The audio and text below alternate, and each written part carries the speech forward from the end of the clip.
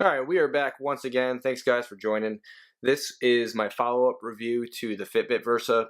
I had it on for about a week now, and I'm just going to kind of go through some of the things I like about it and some of the things I don't like about it. So the first thing I like about the device itself is that it's pretty accurate for the most part, from counting steps to stairs to looking at your beats per minute. Depending on where it sits on your wrist, sometimes I notice that the beats per minute are off a little bit, but for the most part, it was relatively accurate. Um, I used it running one time so far, and the run was pretty accurate. But overall, I thought it was solid. It tracked my pace. It tracked my overall heart rate through the run, which was cool. So I can go back and look at the metrics for that. And overall, for that particular workout was good. The thing I wanted to show you guys is the actual exercise app. So if you go over here and you click on exercise, you're going to be presented with a bunch of different screens. So when I ran, I used the running app, and you can configure that for the different paces you want to run. So if you wanted to address every mile, every 2 miles, every 3 miles, it can do that. And then you have a biking mode, which I haven't tried yet. There's a swim mode, a treadmill mode, weights mode, interval timer, and then the workout mode I've used every day this week so far. It's actually really good. I use it for the programs that I do at home. You basically start it up when you click on it. You basically just hit let's go. It'll run. It tracks your heart rate. It tracks calories burned. And then at the end, you just click the little finish button up here, and it'll give you a summary of your calories burned, your max heart rate, your regular heart rate, your average pace, and then the total time.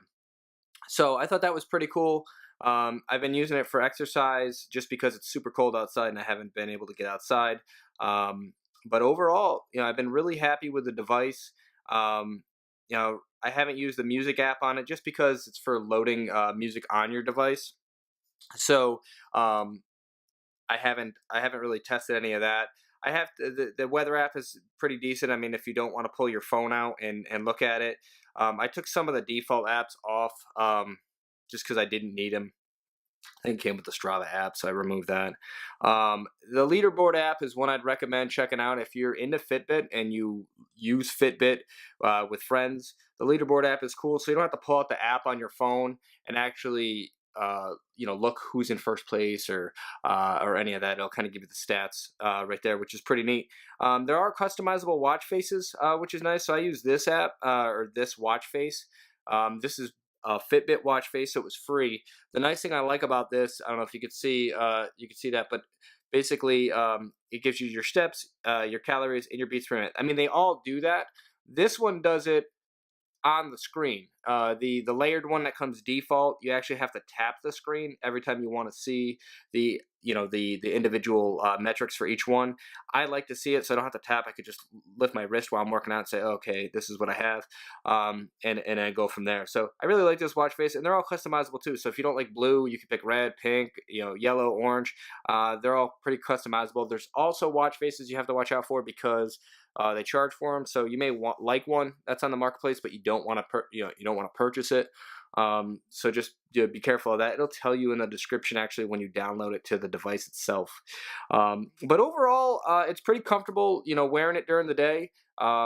It's very light on the wrist, so I haven't really wanted to take it off. Like, this is bothering me. Overall, it's been pretty average. I don't really notice it's there when I'm walking. I have noticed, I don't know, you new Fitbit users out there might attest to this, is obviously the goal of Fitbit is to get you up and moving, right? So you want to hit those 10,000 steps. So it's funny because my wife and I, as you see, I bought two. My wife and I will be challenging each other to try to get 10,000 steps a day. We have desk jobs, so it's a lot of walking around.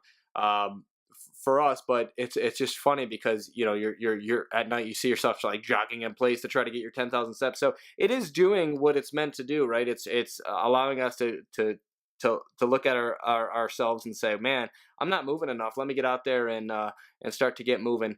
So overall, it's a pretty decent device. It is kind of limited on the third party apps, which is um, kind of sad a little bit. I mean, now you have a ton of smartwatches out there right now, right?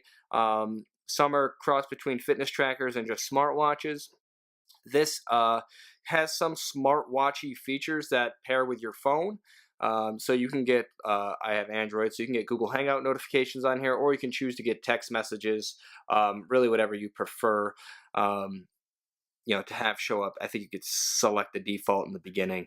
But overall, the device is pretty solid. It's kind of missing out on a few things like third-party apps. I used to use Map My Run when I ran. This doesn't support that. It's strictly apps built for Fitbit. You have a Starbucks app, which is kind of random, and a few other apps that are in the marketplace that you can download. There is other apps you can get too, just none of them I felt were ones that I needed.